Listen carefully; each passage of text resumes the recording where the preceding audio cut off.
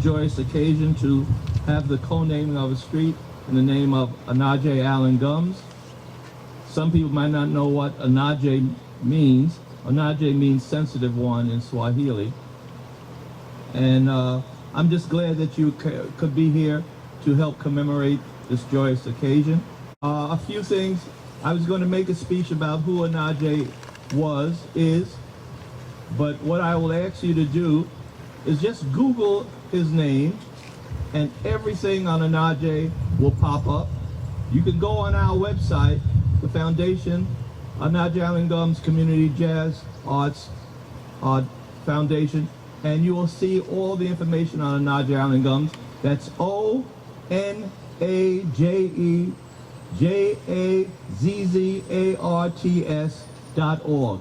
If you go on Onaje Allan Gumbs Foundation, OnajeJazzArts.org, you will find all the information about Onaje Allan Gumbs and who he was and who he is. What I'll give you is a little synopsis.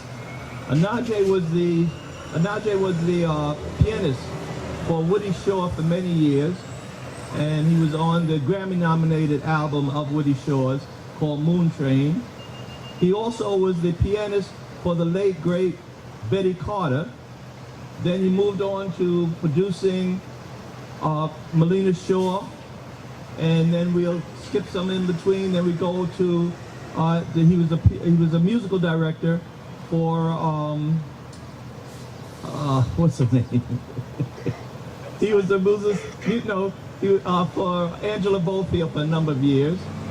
Then he became the producer of a tune that was written called "I Go Crazy" by Will Downing, and he did several piano parts and orchestrations for Will Downing.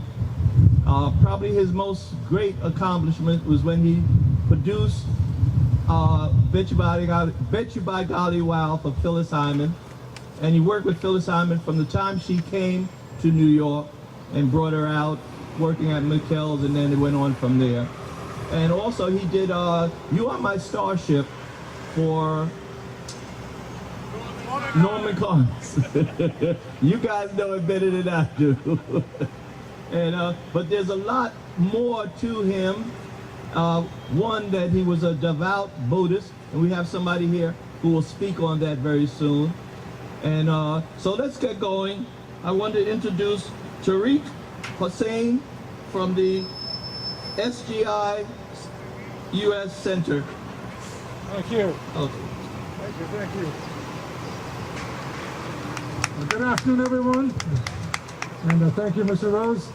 And I wanted to thank Council Member Kevin Riley. I'm not sure he's made it yet, but he was instrumental in getting this street renamed together. Oh, Chief of Staff is here. Thank you. Thank you so much for coming. And of course, Mr. Cedric Rose was instrumental in that. So thank you for giving me this opportunity to speak on behalf of the Buddhist community, of which he was a Buddhist for many years. So I'm sure you all know, and Mr. Rose has just shared with you all his accomplishments as a musician, but you probably are not aware of his Buddhist practice. So I'd like to share that with you. So Mr. Gumbs was introduced to Soka Gakkai Nichiren Buddhism, which is what we practice, by a fellow jazz musician named Buster Williams on May 20th, 1973 in Buffalo, when he was 23 years old. So Mr. Gumbs, who was performing a concert of his own at that time, for which he had personally written 12 pieces, one for each of the 12 astrological signs. That has nothing to do with Buddhism. That's just what he did before. And he had come to see Buster Williams and Herbie Hancock, both great musicians who were also performing in Buffalo.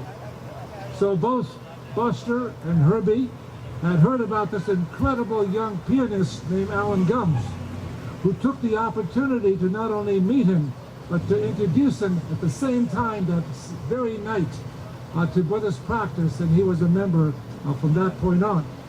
So according to Buster Williams, who actually the person who told him about it, who very much wanted to be here today, but could not due to his work schedule, everyone in Herbie Hancock's band had a Swahili name at that time.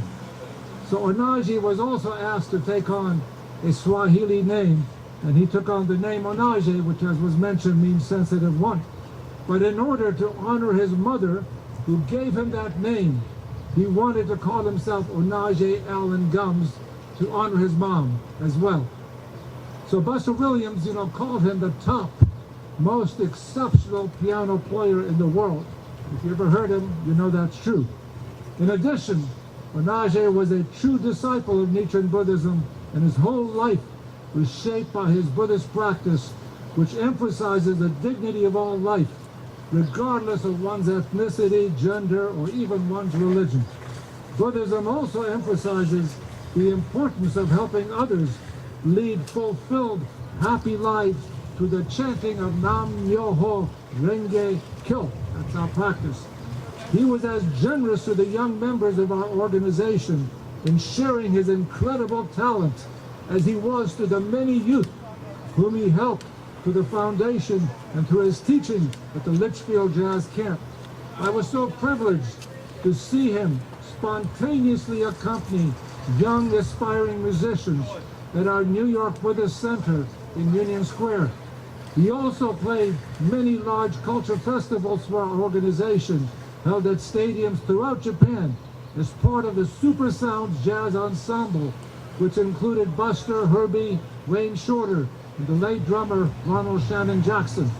On behalf of all Soka Gakkai Nichiren Buddhists, I'd like to conclude by honoring him in the only way I know, and that's by chanting Nam Myoho Renge Kyo 3 times.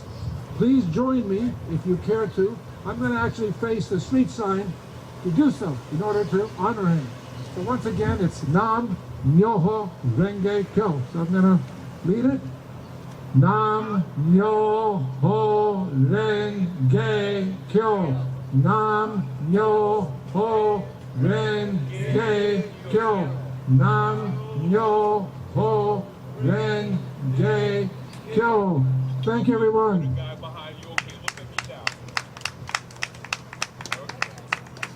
I'm going to introduce, and she's going to do a brief libation ceremony, a traditional libation ceremony. Sister Nana.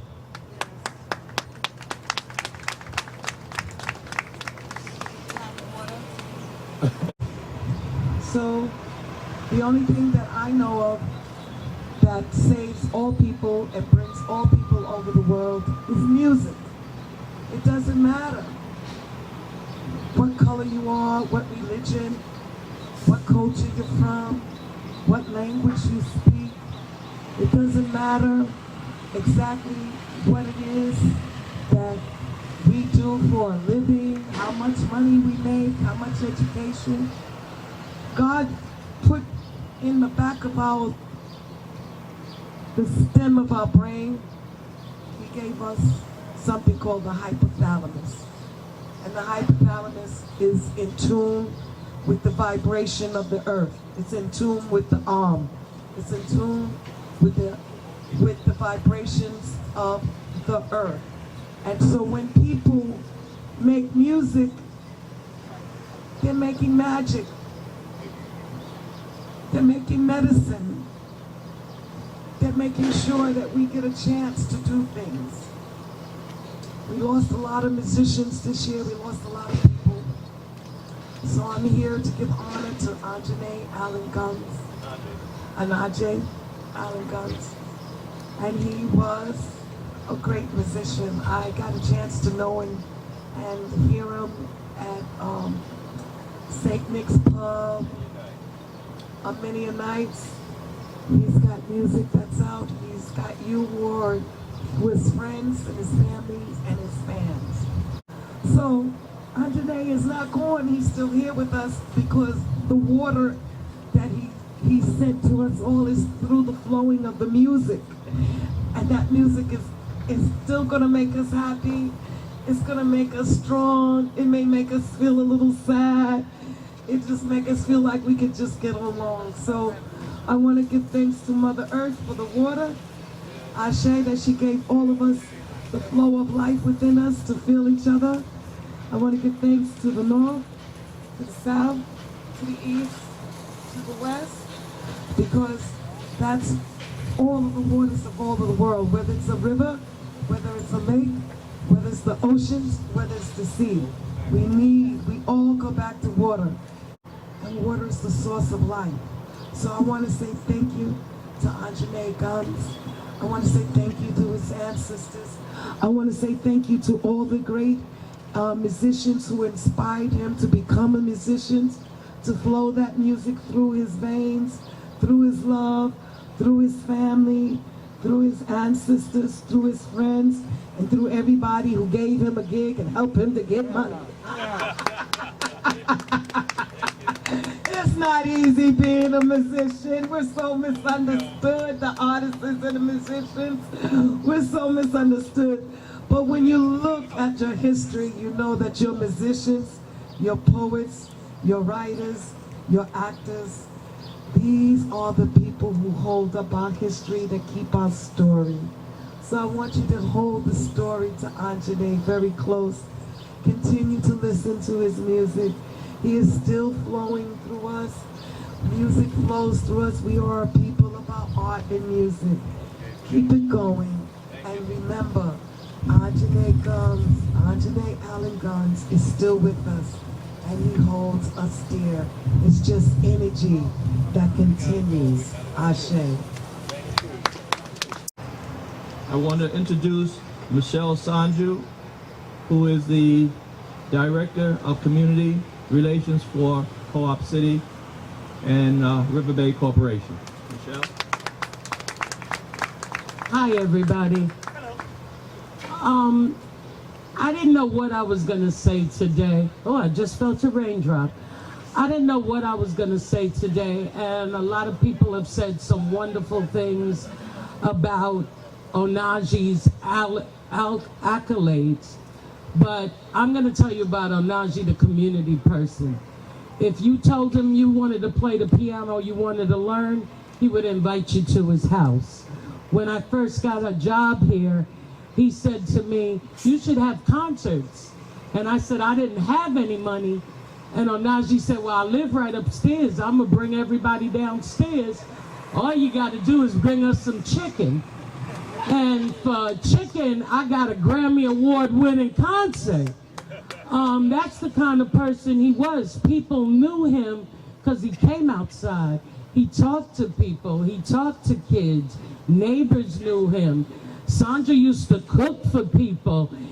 He was the definition of community. And I was so proud to have him here. He has blessed my stage at least 3 times. Like I said, he was the first person to do tunes on Tuesday in 2015. Then he came back in 2017. And then the last show he did for us was in the beginning of 2019, I think. So he blessed our stage many times.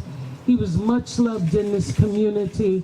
And I am so glad that we're recognizing somebody that truly gave back, no matter how famous they were. You could stop them and ask them a question. And I'm going to wrap this up because I feel more than a couple of raindrops. But before I do, you know we're doing a concert tonight, and because of these lovely raindrops, we have moved indoors. So we will be in Dreiser tonight at 7 o'clock. And I want to give this back to Onaje because I feel, Onaje's here, yes he is. this is the raindrops. He's like, come on, y'all talking too much. Let's do this and play some music. So, Cedric, let's do this, baby.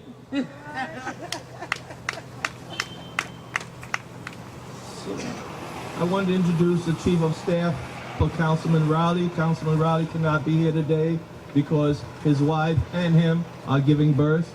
So we send our extended greetings for a new life coming to the planet. Simone Jones, Chief of Staff for Councilman Riley. Hi guys, good afternoon. Blessings. We'll be really quick. My name is Simone Jones. I'm the Chief of Staff for Councilmember Riley, and I'm joined with my partner in crime, our Deputy Chief of Staff, Jamal Yap. The council member did have some remarks and I'll make them very quick, but he definitely wanted to share a few words, so bear with me. Greetings, peace and blessings, my Co-op City family. Thank you to the family and friends, Mr. Cedric Rose, the Onaje Allan Gumbs and Sandra Gumbs Community Jazz Arts Foundation, of course, the River Bay Corporation and Miss Michelle. We are gathered here to celebrate the legacy of Onaje Allan Gumbs and his impact on the jazz community. And I am extremely honored to highlight him as my first street co-naming right here in Co-op City. Onaje means the sensitive one. This not only speaks to his warm and humble personality as best described to me by those who knew him best, but also is a testament to his patience and connection to jazz music, easily making a master of jazz arts as a composer, musician, and lyricist, as well as his empathy and leadership within our community. When you talk about the importance of jazz music, especially to the Black community, jazz has paved the way for many genres of music that we listen to today. R&B, hip-hop, pop, and even rock. With his accomplishments reaching internationally, Mr. Gumbs became a part of that history. He is our history. His contributions have not only paved the way, but his representation in this community is important to our youth. I am elated to be able to celebrate his life and accomplishments in such a way. He was able to live a life doing what he loved. This is something we all strive for. His music will continue to transcend his legacy. His name will forever be honored in our Co-op City community, across New York City and beyond. So in this honor, it is an honor to announce the street co-naming of Decoud Place in Dreiser Loop, formerly as Onaje Allan Gumbs Way. Yeah! With that being said, we will now present a duplicate sign to Sean T. Williams, family member of Mr. Gumbs, in honor of today's ceremony. It's official, guys!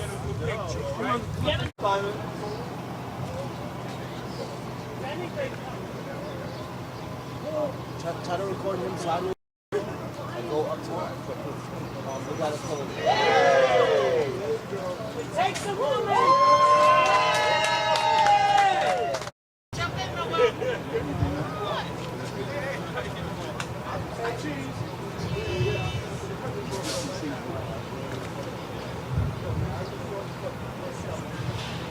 Cedric Rose, it's so good to see you here in Co-op City. Good to be here. We're right in front of Dreiser Loop in an alley, Onaje Allan Gumbs Way. We just did the street naming this afternoon. Tell me how you're feeling right now. Oh, I'm feeling great. It's been a long time to get this together.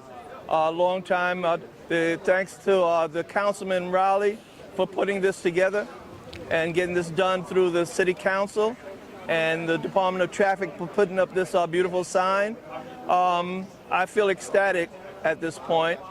We're going to follow this up with a concert at 7 o'clock with the Onaje Allan Gumbs All-Star Band, members who have played with Onaje for many years and who are artists, who are celebrated artists in their own right.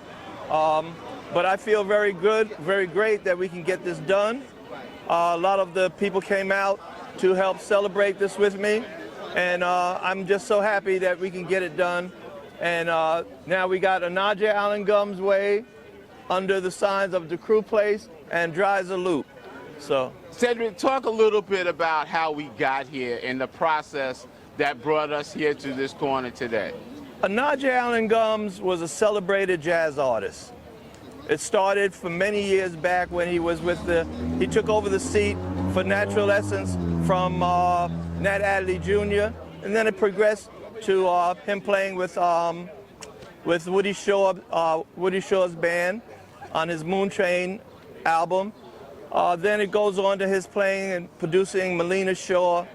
Then we're going to skip a little bit further. He did Stanley Jordan's Lady in My Life album, and he was musical director for many years for Angela Bofield.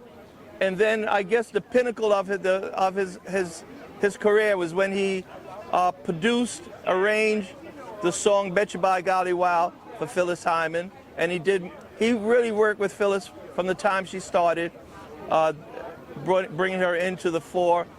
Did many concerts with her at McKell's, the famous McKell's in Broadway.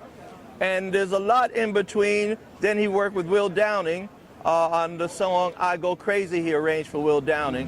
And as Will Downing says, if that song is in his concerts, there's going to be many chairs moving in that place. Yeah. So, you know, and there's a lot of other things he's done in between. I'm just giving you a brief synopsis to let you know how important he is to not just jazz, to R&B, just to music in itself. You know, Cedric, when I first met Onaje, it was in the late 70s when he was with Woody Shaw. What made Onaje so popular with a lot of the female vocalists, like you mentioned, Phyllis Hyman, Angela Bofield? What made him attractive to those particular artists, particularly female artists? Yeah, I believe that it was Onaje's his chordal abilities lend to singers in general, because he worked with the famous Oba Babatunde. Yes. He worked with Grady Tate, who was the singer. So I think it was the chordal progressions that he uses in his music that really supports the bass of any singer that's out here today. I mean, Lisa Fisher he worked with, Dee Dee Bridgewater he worked with. There's many other artists that, Vanessa Rubin he worked with. Yeah. So there are many other artists that, and mostly singers, because Onaje loves singers, yeah. Female singers in particular. I hope Sandra didn't hear that. And so I think that's really what made him special, you know, as an arranger. You know, how he fixes the arrangements, supports the artist with the chords he would put. They all suited each individual artist. So he just had that knack and that ability to do that. Cedric, finally, I want you to talk about the foundation and talk about the mission of the foundation. Yeah. And thirdly, talk about the upcoming events. Okay, the foundation, we're young. We started about 12 months ago. We only got our 501c3 about 8 months ago. And about 3 months ago, we were able to put up our donation page. And anybody who wants to make a donation, go on onajejazzarts.org and please make a donation. I would definitely appreciate to help us grow. The mission of the foundation basically is to preserve the music and legacy of Onaje Allan Gumbs. We'll be doing several different programs along that line in terms of free classes in music for seniors, young people in the Co-op City area. We'll be doing many concerts. There's three concerts. The one that will go on today. Then next week, Tuesday, at 7 o'clock, we have Ray Blue Quartet. And then on the 19th, we have the daughter of Gary Bartz. Her name is Taifa Harmony Bartz, and the Harmony Experience will be here. And then we'll be doing a concert on the 23rd out on Governor's Island that the foundation is just part of many other organizations that's going to be supporting it. So, you know, we're trying to keep it going, keep the music going. We're planning to do a major fundraising concert at City College, headed by possibly Will Downing and many of the other artists that I've mentioned who are still here with us will be on that concert. So you'll be seeing and hearing about us a lot more as we grow and develop. Cedric, thank you so very much. You know, I remember Onaje when he was with Woody Shaw. He was the musical director. He was the youngest cat in the group. Yeah. And with Carter Jefferson and Woody Shaw, you know, and it was just great to see a young brother coming up during that time, you know, forming his chops during that period. Yeah. He was very young at that time. Absolutely. He was very young. Yes. But he held it down now. He held it down in that group of major veterans in the jazz field. Yes. But Cedric, I want to say thank you so very much for your efforts and all your work. And again, brother, thank you so very much for your time. Thank you, Kevin. I appreciate you. Goodbye, everybody. Sean Williams, it's so good to see you here. for your uncle's street renaming. Tell me some stories about growing up around your uncle, Onaje Allan Gumbs. Onaje, Uncle O, who I would call him. So I never call him Onaje, but Uncle O, I just love the way he played. I mean, he had a way of just, it was like one of his first albums that I listened to, and I forgot the name of it, but it's like, it's an olive green, dark green background. Mm-hmm. He has the afro, and I just remember listening to it, and there was a track called Danuk. I think it's a Japanese word. But that sort of just started me on just being my own pianist. Yeah. So that's how I got to learn from him. And just, you know, some of the greats that he would tell me to listen to. Yeah. And have me listen to. And I'm in my 20s, you know, and I'm going to school listening to Phyllis Hyman, and the kids ragging on me like, who is that? You listening to that old, you know? But the thing is, those are the greats. Those are the people who he stressed for me to listen to. Yeah, yeah. And those are the stories or the times that I really enjoyed with him, was listening to who he listened to, who he played for, because he's played for so many people, and so many people respected him. Let me ask you, when did you first realize that your uncle was this really significant person in the music business? Not until I was 11, 12. Yeah, yeah. You know, when I really like developed a strong interest in music. Yeah. And then to realize everyone who he's worked for, you know, were the same people that I love listening to, that my parents love listening to. And so that was around the time that, you know, I think that he was a big deal, you know. Like he would do the Litchfield jazz camps. Right. And that's still a big deal.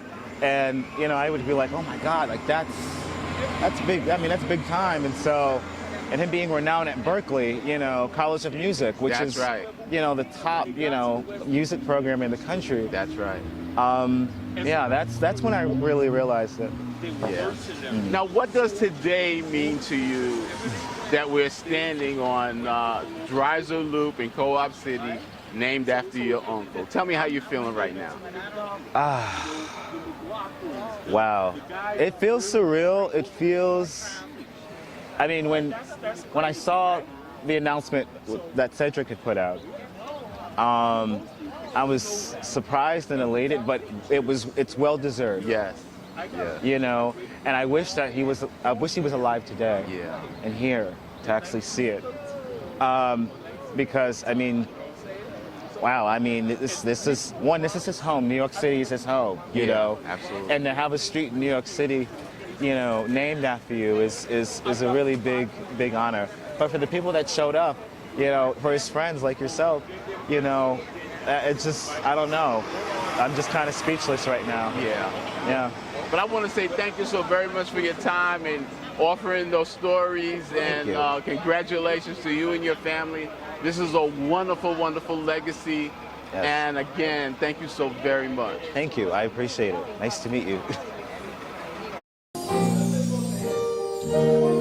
Brother Frank Sr., so good seeing you, brother. Likewise. Nice meeting you. Nice to know a fan. Yes, sir. Nice to know a fan. You know, I've been enjoying your singing for many, many years. Mm-hmm. And I got to ask you, who are some of your influences? Oh, man, people like Kevin, you know. Man, you know, really, I enjoy everybody, but it's the mood that I'm in that will dictate what I'm into at that time. So I might wake up in the middle of the night and feel the Beatles, you know what I mean? Yeah. But Nat King Cole, Stevie Wonder, Ray Charles, Aretha, Joni Mitchell, James Taylor, you know, Debussy, George Gershwin. So it really fluctuates, man. You know, it's music, you know. The thing that I'm most amazed by is your ability to phrase and present a song in a very personal way. And where did that come from? Well, my thing, listen, I wish I could write. You kidding? I don't write, so I envy people who can really sit down and not be afraid to dig that deep within themselves. So the next best thing is just to be enticed by the melody, the mood of the melody, and then the lyrics dictate the mood, you know. You know, your music vocabulary is very enormous, and it seems like you know just about every song in the American Songbook. And I was wondering if you had any favorites. I don't know, you know, I never really got into how deep it is. Every song I pick is mostly from how I grew up, the standards. So the standards to me were a music of togetherness, community, party, you know, and so anything that I choose to sing is all about how that groove got me. But I never really get into a theme of anything. It's just, again, always the mood that I'm in. Yeah. Now, you're a resident here of Co-op City. Yes, sir. Talk a little bit about your relationship with Onaje Allan Gumbs. Well, I've been here 27 years now. And I met Onaje in about '84, right after my daughter was born, when I was living in Flushing. And I ran into him on the street. He was coming from the temple off Casino Boulevard. I was walking down the street, me and my dog, and he asked if I wanted help across the street. No, I got it. And then he said, can I walk with you? I said, yeah. And we started talking, and he told me who he was, and I'm like, oh, shit. You know, wow. And he said, yeah, man. So he walked me home. Then he tried to get me to come up and do some chanting. And I said, yeah, we're going to do that. Never saw him again for 10 years. Yeah. And I moved up here in '94, and I just came outside to walk the dog the first day I moved here. And who's walking down the street? Onaje. And he's like, Frank Sr., what you doing up here? I said, I just moved in.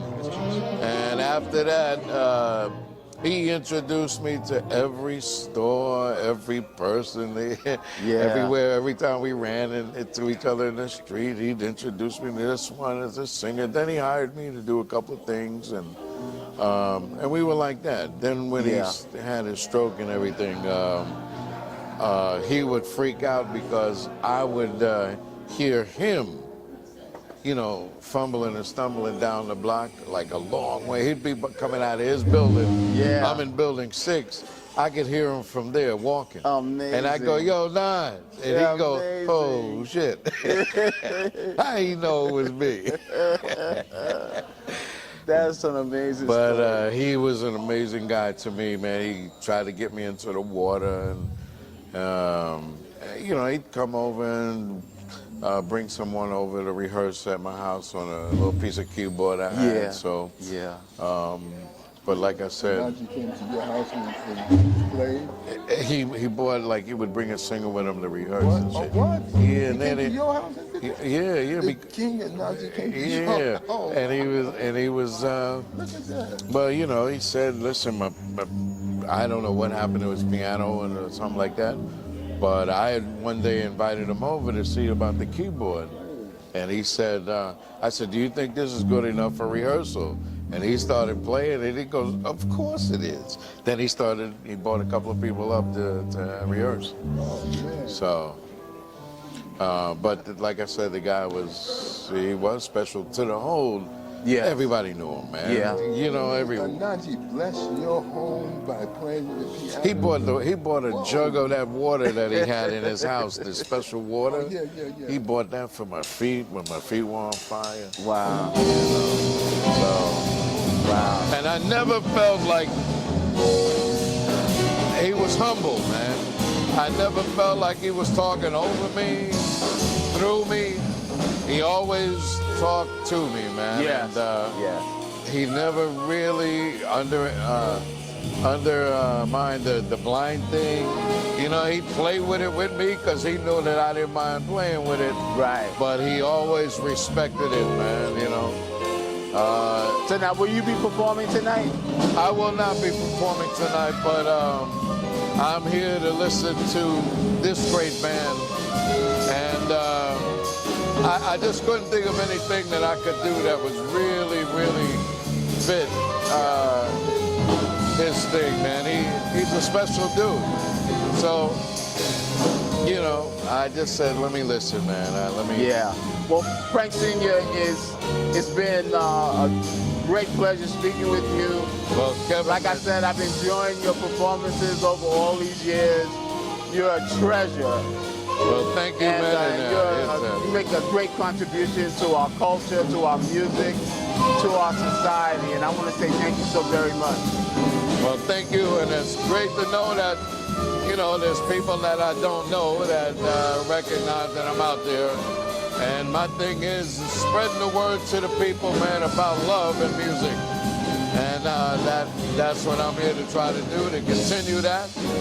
And anybody that wants to follow me, they can go to www.franksenior.com and check it out and come on in and share the love, man. Frank, thank you so very much for your time, Thank you, brother. Kevin. Mademoiselle Michelle Jaiju. Okay, we're close. Today we're here in Co-op City for the street renaming for Onaje Allan Gumbs. Correct. Talk a little bit about how we got here today and the process. Well, Onaje has always been a heavy community member. When I first started here, he was one of the reasons I started my concerts. He offered to come down. He basically lived just above the stage. He offered to come down and pay his band. As long as I brought them chicken, he was going to come and pay for me for free. And that's kind of what started this whole Tunes on Tuesday. I used to always go to Grant's Tomb, to Wednesdays at Grant's Tomb, and I would see him there. And we knew that we both lived in Co-op, so we'd always kind of have conversations. We knew band members, we knew some of the same people, but to have somebody like that offer to do a concert for you for free was just a blessing. And I ended up finding out that that's what he did with everybody. He did concerts for free. He taught people how to play piano. Sandra cooked for people. His house was just a community house. And as much accolades as he got, he was the most humble person I've ever met. How long have you been involved in the music and promoting these events at Co-op City? At Co-op City, I started here in 2008. Prior to that, I was working with Harlem Jazz Foundation. That's when I first met him, when I was working with Tammy Hunt. And so I've been kind of doing promotions. I'm not going to age myself, but over 30 years. Yeah, yeah. So talk about your experience here at Co-op City. Talk about some of the events that take place here. And talk about this wonderful venue that we're in right now. Well, we're in our beautiful new Dreiser Auditorium that we just remodeled. After we remodeled it, we had a vaccination site in here. So I'm happy to be able to come back in here and use the lovely facilities. When I started here in 2008, we really weren't doing a lot of events. But I know that I was going to a lot of events outside of Co-op, so I just started to bring the events more in. And started asking the neighbors and the people, what do you like? What kind of music do you like? And now I'm doing shows on Tuesdays, shows on Wednesdays. We do movie nights. We're going to be doing the water slides again. I do National Night Out. I do Easter parades. I guess anything that I could think of that's fun for this community of all age groups, I try to do it. You know, this particular community, Co-op City, is one of the most successful government-sponsored co-ops in the entire country. And what do you think it makes it so? What is it that about this community that makes it so successful?